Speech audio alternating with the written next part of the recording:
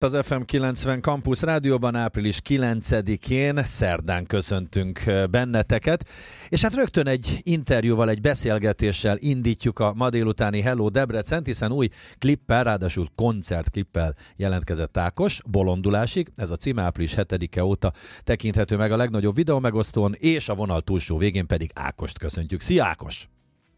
Meddig jelentkezik az Ákos Bolondulásig? Üdvözlöm a hallgatókat! Na hát mielőtt rákanyarodnánk a klipre, a koncertklipre, utólag, úgy tudom, hogy még plusz-minusz 4-5 nap belefér, április 6-án töltötted be az 57. születésnapodat, úgyhogy ezúton is boldog születésnapot kívánunk neked. Hát köszi szépen! Ez elég szomorkás volt. Annyira az ember. Igen, ezt már nem ünnepli annyira az ember. Nekem ezek a szülinapok nem is annyira központi téma, de minden esetre nagyon köszönöm, hogy gondoltatok rám. Akkor ez tulajdonképpen úgy működik inkább, hogy az embert ilyenkor már emlékeztetik a születésnapjára, és nem ünnepli. Igen, ahogy a dal is mondja, Ácsi, Ákos bácsi, tessék már megmondani, mit tetszik csinálni. No, hát például egy koncertklippet, hiszen április 7-én jelent meg a legújabb klippet, a Bolondulásig című dalra, és hát mindenkinek ajánlom, hogy nézze meg természetesen egyrészt ezt a videoklipet, hallgassa meg a dalt is, és hogy dől el az egy dal esetében, hogy koncertklippet forgattok rá? Mi szólt amellett, hogy ez egy koncertklip legyen? Hát nézd, először is én nagyon szeretek klippeket forgatni. Az utóbbi 21 néhány évben mindig magam voltam a forgatókönyvírője és a rendezője és ezeknek a kis munkáknak, és nagyon élvezem csinálni. Azt viszont észrevettem már, hogy a brutális forgatási költségek mellett a nézettség a mi esetünkben nem mindig indokolja az ilyen nagyívű műveknek az elkészülését. Néha nézem a fiatalabb pályatársaknak a sok-sok milliós nézettségű klipjét. Hát most ez egy mellékes dolog, hogy talán koromból kifolyólag sem értem a szöveget, vagy talán nincs is nagyon mit érteni.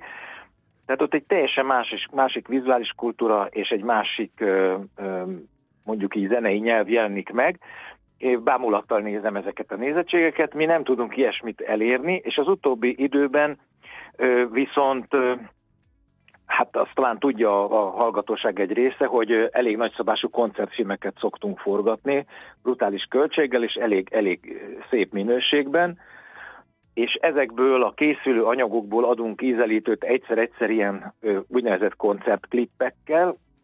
Tavalyi esztendőben, szeptember végén jelent meg életem első dupla stúdióalbuma, a Metropolis, ez egyrészt platinalemezes album lett, és ez lett a Mahasz összesített eladási listája, tehát az eladások alapján összerakott listán az első, tehát a legnagyobb példányszámban elfogyó fizikai hangkordozó, erre baromi büszke vagyok, és ezt tavaly decemberben mutattuk be az arénában, ezt a nagy lemezt, egy kicsit merész dallistával, mert a vadonatúj lemez összes dalát, mind a 22 felvételt eljátszottuk a lemezen szereplő sorrendben A-tól Z-ig.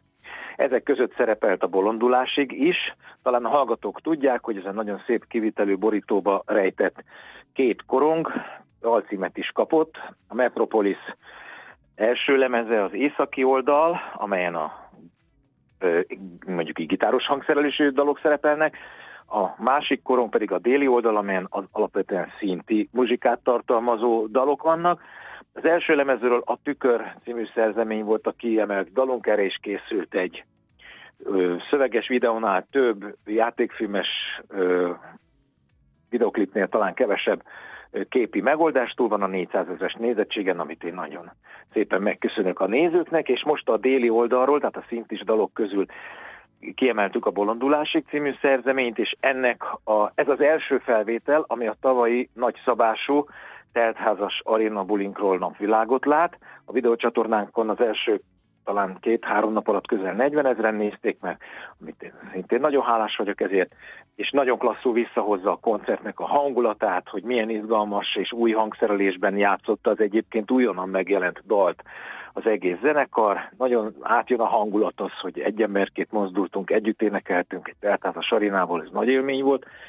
Tehát a videócsatornánkon ez most megtekinthető, de ha valaki ezt a dalt esetleg élőben is szeretné hallani, akkor a hamarosan júniusban induló országjáró turnénk valamelyik előadásán is meghallgathatja, mert idén Metropolis turnéra indulunk. Az új lemezről kapta a címét az előadásunk, de azt is el kell róla mondanom, hogy az új lemezről nagyjából az anyag felét játsszuk el, kb. 10 szerzeményt, és a műsoridő hátralévő részében pedig van bőven merítés, tudunk miből válogatni, mert ha valakit olyan sokáig megtart kegyemébe a közönség, mint ahogy nekem van szerencsém létezhetni, nem győzök el ezért eléggé hálás lenni, akkor előbb-utóbb kerek évfordulók érik el az embert, és a kerek évfordulóra mi egy jubileumi újrakiadás sorozatot tervezünk a régi albumainkból.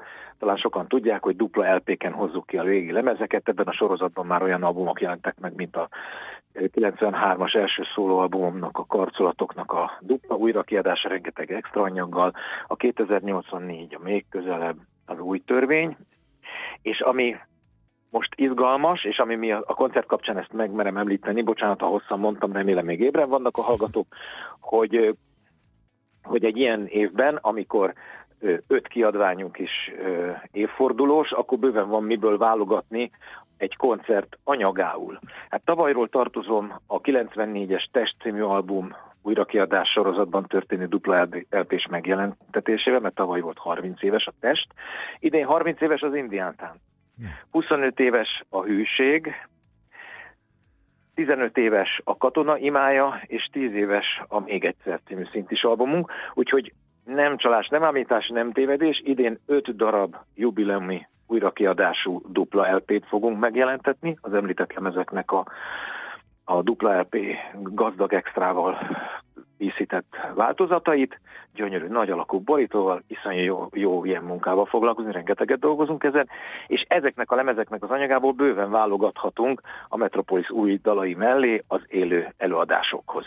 Úgyhogy júniusban indul a Metropolis turné, rengeteg régi és új dallal.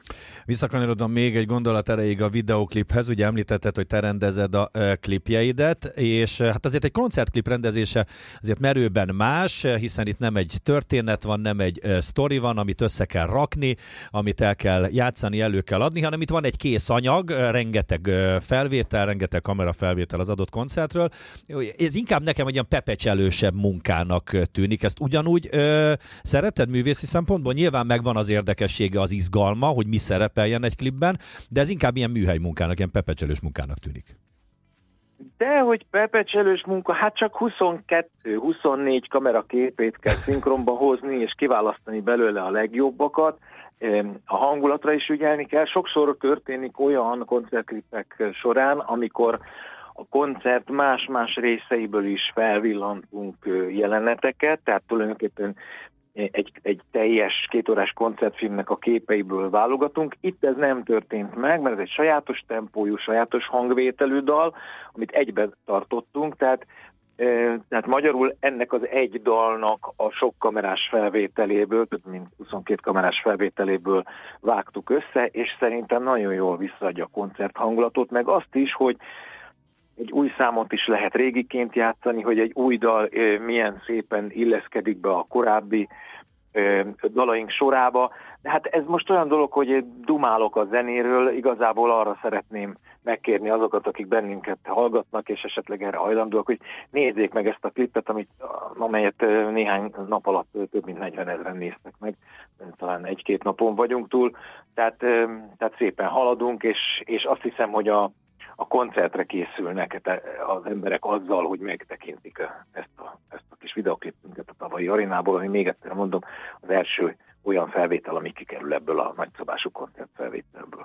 Kitértél már az idei évre is, ugye hát tavaly 3 különböző hangvételű koncertműsorotok volt, ahogy te is említetted, Metropolis dupla album, ezen túlmerően album, jubileumok, megjelenések, most pedig ezt a 8 koncertdátumot tudjuk, ugye megvan már a Budapest arénás koncert időpontja is, ezúttal 1 lesz. Mi az, amit még tudhatunk erről az évedről? Ez inkább a kiadványok és a koncertek jegyében telik akkor.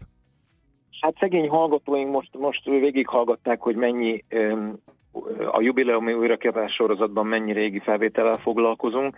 Itt nem csak az történik, hogy levesszük a polcról a régi mastereket és kiadjuk el pénzt, tehát ezzel rengeteg munka van, én bevallom, nagyon élvezem, túrom a fényképarchívumot, és mondjuk egy 30 évvel ezelőtti albumhoz fényképeket találni, hát nem annyira egyszerű, de nagyon szép és nagyon klassz kihívás. Emellett dolgozom egy feldolgozáslemezen, ami talán az év végére megjelenhet. A feleségem mondta, hogy nem tudok nyugton a fenekemen ülni, most jelent meg a lemezen, mások évekig csak azzal foglalkoznak, hogy ennek az utóbbi életét bonyolítják, de én már egy feldolgozáslemezzel foglalkozom. Időközben meghirdettük a Metropolis turnét, amelyből van még 2 dátum, ami nem publikus, de a meglevő 8 dátum Sopron, Siófok, Dunajváros, Pécs, Tata, Veszprém, Tokaj megvannak. December 13-án az arénában játszunk. Ha a Jóisten megsegít, akkor, vagy megsegíti az alkotókat, akkor a korábban már bejelentett portréfilm, moziforgalmazásra szánt Ákos portréfilmet elkészíti a kis stáb, amelyikből én már láttam egy összevágott verziót, mert én nem kívántam nyilvánvalóan egy rólam készülő filmben alkotóként részt venni, hülyén és vennék ki magát. Nem léhegtem a nyakukba, hagytam őket dolgozni, és nemrégiben egy vágott verziót mutattak nekem, ami nagyon ígéretes, egy moziterembe bevetítettük le, és ha minden jól megy, akkor az év második felében, valamikor októberben talán mozikba kerülhet. Ezzel majd én fogom járni az országot, aztán mármint mozivetítéseken szívesen részt veszek én is, ahogy azt annak idén a kísértékfilmmel is csináltuk, meg koncertfilmet vittünk már így például Debrecenbe is.